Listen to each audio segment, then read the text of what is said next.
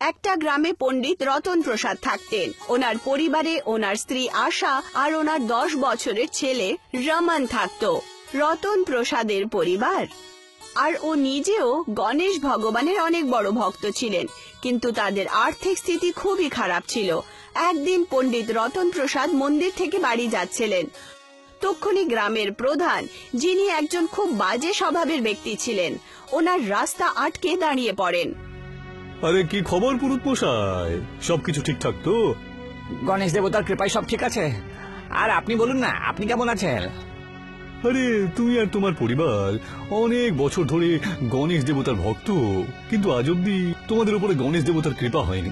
আরে সে তো একেবারেই আলাদা ব্যাপার প্রধান মশাই। আরে কতবার তোমাকে বলেছি পণ্ডিত মশাই যে ঈশ্বর আর ভক্তিতে কিছু এসে যায় না, বুঝলে? কিন্তু তুমি তো আমার কথা একেবারে শোনোই না। এইসব কি আজেবাজে কথা বলছেন আপনি প্রধান মশাই? আপনি একেবারে নাস্তিকের মতন কথা বলছেন, তাই না? আরে আজকালকার দিনে তো নাস্তিকদেরই যুগ চলেছে। আচ্ছা তুমি আমাকে একটা কথা বলো তো, 2 দিন হয়ে গেল তোমার পরিবারে রান্না হয়নি, তোমার বউ আর ছেলে না খেয়ে মরছে, তো গণেশ দেবতা কি তোমাদেরকে সাহায্য করলো? করেনি তো। কিন্তু আমার পুরো বিশ্বাস আছে যে গণেশ দেবতা একদিন না একদিন আমার পরিবারকে অবশ্যই সাহায্য করবেন। উনি তার সমস্ত ভক্তদের সাহায্য করেন। আরে তোমার পরিবারের আজকাল যে অবস্থা দেখছি আমি, সেইভাবে তো তোমার বিশ্বাসের উপর আমার একেবারে হাসতে ইচ্ছে করছে গো। আমার বিশ্বাসের উপরে আপনি হাসতেই পারেন, এইসব গণেশ দেবতাই দেখে নেবেন, আমার চিন্তা করার দরকার নেই। দেখো পণ্ডিত মশাই, আমার কথা তুমি মন দিয়ে ভালো করে শুনে নাও। আমার অফার তোমার জন্য এখনো খোলা রয়েছে। মন্দিরের ভেতরে গণেশ দেবতার প্রতিমা রয়েছে। ওই প্রতিমার মধ্যে একটা বেশ বহুমূল্যবান হিরে লাগানো রয়েছে, যার দাম প্রায় কোটি কোটি হতে পারে বাজারে। তুমি ওই হিরোটা বের করে আমাকে দিয়ে দাও, আমি তোমাকে তার ভালো দাম দিতে পারবো তো। আরে এই কথা বলতে তোমার একেবারেও লজ্জা হলো না? মুখে বাঁধলো না একবারও তোমার? তুমি হলে এই গ্রামের প্রধান, সবাই তোমাকে কত সম্মান করে, তাই না প্রধান? তোমায় কত বিশ্বাস করে। ওরা সবাই যদি জানতে পারে যে তুমি আমাকে চুরি করার জন্য উৎসাহিত করছো, তাও আবার ঈশ্বরের মন্দিরে। আরে গ্রামের লোকদের নিয়ে আমার কিছু যায় আসে না, বুঝলে? আমি শুধু ধনকেই ভালোবাসি। আচ্ছা বলো তো, তুমি কি আমার সঙ্গে থাকবে নাকি থাকবে না?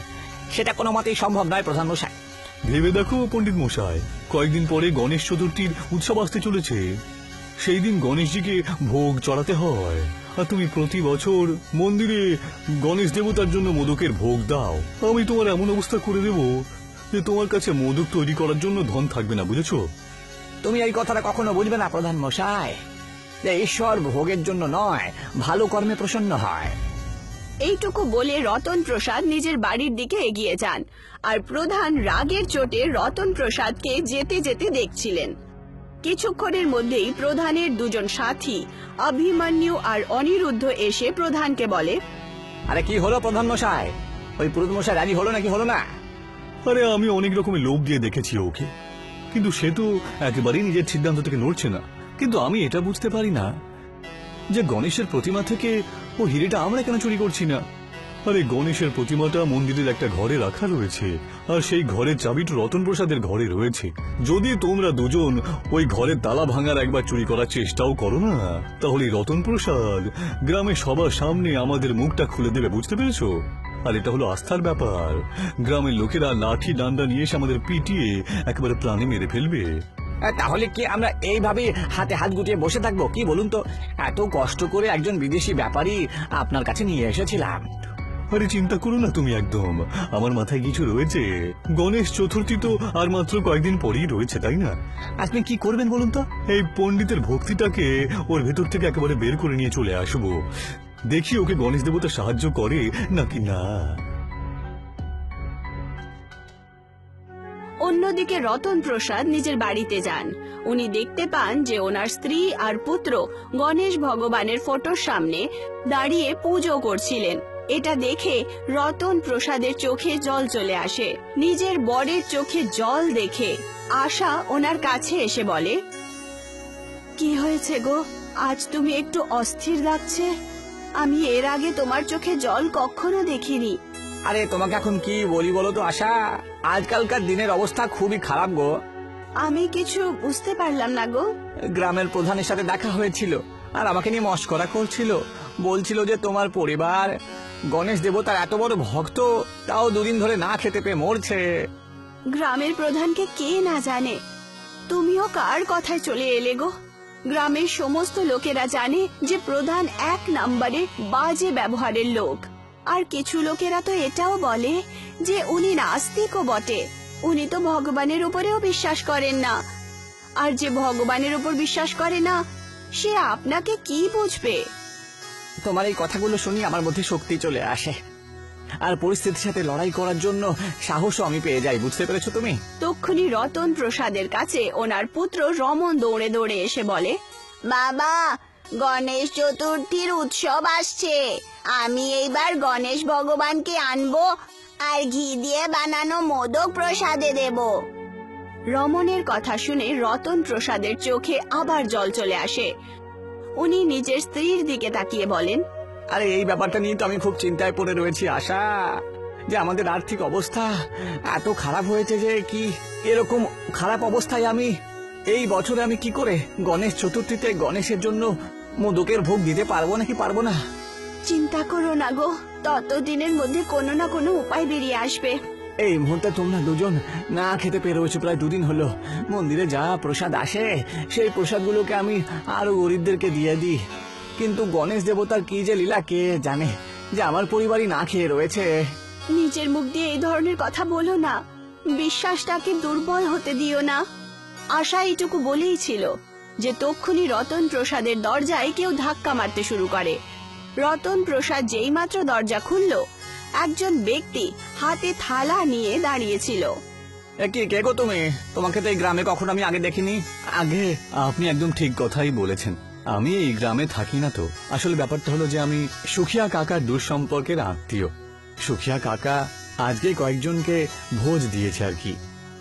উনি অনেক রান্না করেছিলেন তো, কিন্তু অতিথিরা কেউ আসেনি, তাই খাবার যাতে নষ্ট না হয় সেই জন্য সমস্ত খাবার দাবার গ্রামে বিলি করে দিচ্ছেন। আমি সেই খাবারই আপনাকে দিতে এসেছি। সুখিয়া কাকুর নাম শুনে রতন প্রসাদ ওই থালাটা নিয়ে নেয়, কারণ রতন প্রসাদ সুখিয়া কাকুকে ভালো করে জানতেন। ওই ব্যক্তি ওখান থেকে চলে যায়। দেখলে তুমি, নিশ্চয়ই গণেশ ভগবান আমাদের সহায়তা করেছেন। এইটুকু বলে ওরা 3 জন খাবার খেতে শুরু করে। খাবার খাওয়ার পর রতন প্রসাদ, রমন আর আশা গভীর ঘুমে শুয়ে পড়ে। তক্ষুনি ওদের ঘরে অনিরুদ্ধ আর অভিমন্যু চলে আসে। তোর মাথায় সত্যিই কোনো জবাব নেই রে ভাই, তুই তো প্রধানের মাথাটাকে ফেল করে দিলি রে। এই পণ্ডিতের তো কোনো সন্দেহই হলো না যে এই থালাটা সুখিয়া নয় বরং তুই পাঠিয়েছিলি। আচ্ছা, তুই এই ভোজনে আবার বৃষ্টিস মেশাসনি তোরে? আরে তুই কি পাগল নাকি? আমি ওর মধ্যে অজ্ঞান হওয়ার ওষুধ দিয়ে দিয়েছি। যদি প্রধান মশাই কথা বসে থাকি না, তাহলে ওই হীরা আমরা কখনো পাবো না। চত তাড়াতাড়ি মন্দিরের চাবিটা গিয়ে খুঁজি আমরা। এই তো চাবিটা, আরে তাড়াতাড়ি কর এবার। আজকে রাত্রে ওই গণেশের প্রতিমা থেকে হিরেটা বের করে নি, চ। এইটুকু বলে ওরা দুজন ওখান থেকে চলে যায় আর চুরি চুরি মন্দিরের ভেতরে প্রবেশ করেন। অনিরুদ্ধ আর অভিমন্যু খুব চালাকি করে মন্দিরের তালা ভেঙে দেয় আর গণেশ ভগবানের মূর্তির সামনে দাঁড়িয়ে পড়ে। ওই হিরেটা গণেশ ভগবানের মূর্তিতে অন্ধকারেও চমকাচ্ছিল। অনিরুদ্ধ আর অভিমন্যু ওই হিরেটা বার করার অনেক চেষ্টা করে, কিন্তু অনেক চেষ্টা করা সত্ত্বেও সেই হিরেটা বেরোয় না। আরে কি রে, এই হিরেটা তো বেরোচ্ছেই না রে, এখন কি করব? আরে তুই চিন্তা করিস না, এই গণেশের প্রতিমাটা এত বড় আর এত ভারীও নয় রে। একটা কাজ করি না, আমরা এই প্রতিমা সমেত আমরা নিয়ে চলে যাই, চ। আর যখন গ্রামের লোকেরা সবাই জানবে তখন? আরে গ্রামের লোকেরা তো এটাই জানে যে চাবিটা পণ্ডিত মশাইয়ের হাতে রয়েছে, আর ওরা সবাই ওর নামেই দোষ দেবে। ওরা দুজন গণেশ ভগবানের প্রতিমাটা মন্দির থেকে তুলে নেয় আর প্রধানের বাড়িতে নিয়ে যায়। প্রধান গণেশের প্রতিমা দেখে প্রচন্ড ভাবে আশ্চর্য হয়ে ওঠেন। আরে এটা তোমরা কি করেছো? আমাকে না জিজ্ঞাসা করে তোমরা এসব করলে? কি দরকার ছিল? আরে এইসব ছাড়ুন না প্রধান মশাই, এই প্রতিমার হিরেটাকে বের করার চেষ্টা করুন না আপনি। হিরে দেখার পর প্রধান সবকিছু ভুলে যায় আর ওরা 3 জন হিরে বার করার জন্য চেষ্টা শুরু করে। আর চেষ্টা করতে করতেই ওরা 3 জন কখন গভীর ঘুমে ঘুমিয়ে পড়ে ওরা জানতেই পারে না। পরের দিন সকালে যখন ওদের চোখ খোলে তখন গণেশ ভগবানের প্রতিমা ওখানে ছিল না। গণেশের প্রতিমাটা কোথায় গেল? আরে সেটা আমি কি করে জানবো যে কোথায় গেল? আমি তো এটাও বুঝতে পারছি না যে আমরা 3 জন শুয়ে পড়লাম কি করে। আরে তাহলে গিয়ে খোঁজ করো যে মূর্তিটা কোথায় গেল। এমনটা না হয় যেন গ্রামের লোক সব জানতে পেরে যায়। যদি এমনটা হয় না, তাহলে তোমরা কিন্তু জানো না যে আমাদের তিনজনের সাথে এই গ্রামবাসীরা কি করবে। প্রধানের কথা শুনে অভিমন্যু আর অনিরুদ্ধ পুরো গ্রামে ঘুরতে শুরু করে। তক্ষুনি ওদের দুজনের চোখ পড়ে রতন প্রসাদের ওপর। ওরা দুজন রতন প্রসাদের কাছে যান আর বলে, কোথা থেকে আসছেন পণ্ডিত মশাই? আরে কালকে তো গণেশ চতুর্থী, তাই না? তাই গণেশের প্রতিমাটা একটু পরিষ্কার করছিলাম ভাইয়েরা। রতন প্রসাদের কথা শুনে ওরা দুজন আশ্চর্য হয়ে যায় আর একে অপরকে দেখে। আর আপনি কি মজা করছেন নাকি? আরে তোমাদের সাথে মজা করো কেন? রতন প্রসাদ ওদের দুজনকে মন্দিরের ওই রুমে নিয়ে যান। ভেতরে ঢোকার পর অনিরুদ্ধ আর অভিমন্যুর চোখ ছানা বড়া হয়ে যায়। গণেশ ভগবানের প্রতিমা সেরকম ভাবেই বসেছিল যেরকম আগে ছিল, একদম রাত্রিবেলার মতো। ওরা দুজন চুপচাপ ওখান থেকে চলে যায় আর প্রধানের কাছে গিয়ে দাঁড়িয়ে পড়ে। আরে কি হলো, কিছু জানতে পেলে? অভিমন্যু আর অনিরুদ্ধ সমস্ত ঘটনা প্রধানকে বলে দেয়।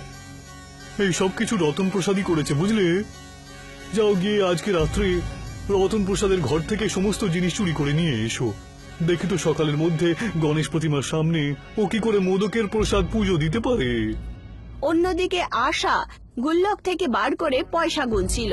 তক্ষুনি রমন দৌড়ে দৌড়ে আশার কাছে আসে আর বলে, আরে মা, এই পয়সাগুলো তুমি গুল্লকে লুকিয়ে রেখেছিলে? না সোনা, কাল তো গণেশ চতুর্থী না, আর তোমার বাবা গণেশ ভগবানকে প্রত্যেক বছর মোদকের প্রসাদ দেন। কাল সকালে আমরা দেশি ঘি আর খোয়া দিয়ে বানানো মোদক প্রসাদে বানাবো। কিন্তু সেই রাত অনিরুদ্ধ আর অভিমন্যু চুরি করে তাদের বাড়িতে ঢুকে যায় আর তাদের ঘরের সমস্ত জিনিসপত্র, পয়সা কড়ি চুরি করে নিয়ে যায়। পরের দিন বাড়ির সাফায়া দেখে আশা খুব জোরে জোরে কাঁদতে শুরু করে। তক্ষুনি রতন প্রসাদ আশাকে বলে ওঠেন, চিন্তা করো না আশা, নিশ্চয়ই গণেশ দেবতা আমাদের পরীক্ষা নিচ্ছেন। আর এটা তো কেউ বলে রাখেনি যে মোদকের প্রসাদ দেশি ঘি আর খই দিয়ে বানাতে হবে। প্রথমে মোদক চালের আটা দিয়ে তৈরি হতো। ওই যে সামনে দেখো, ওই চোরটা সামান্য চাল রেখে চলে গেছে, ওটা দিয়ে মোদক তৈরি করে দাও। আশা চালের আটা দিয়ে মোদকের প্রসাদ বানালো। রতন প্রসাদ মন্দিরে সেই প্রসাদটা নিয়ে পৌঁছে যান। মন্দিরের সমস্ত লোকেরা রতন প্রসাদের অপেক্ষায় ছিল। তক্ষুনি ওখানে প্রধান নিজের দুজন সাথীর সাথে হাসতে হাসতে এসে বলেন, এ কি পণ্ডিত মশাই, চালের আটা দিয়ে মোদক তৈরি করে নিয়ে এসেছো? তুমি তো গণেশ দেবতার অনেক বড় ভক্ত।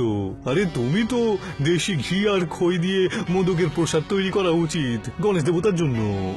রতন প্রসাদ কিছুই বলে না। উনি সেই ভোগই গণেশ ভগবানকে দিয়ে দেন। কিন্তু পর মুহূর্তেই সেই প্রসাদের ওপরে সাদা রঙের আলো চলে আসে আর দেখতে দেখতেই সেই মোদকের প্রসাদ হীরের মোদকে পরিবর্তিত হয়। এই চমৎকারটা দেখার পর মন্দিরে উপস্থিত সমস্ত লোকেদের চোখ আশ্চর্যে ছানা বড়া হয়ে ওঠে।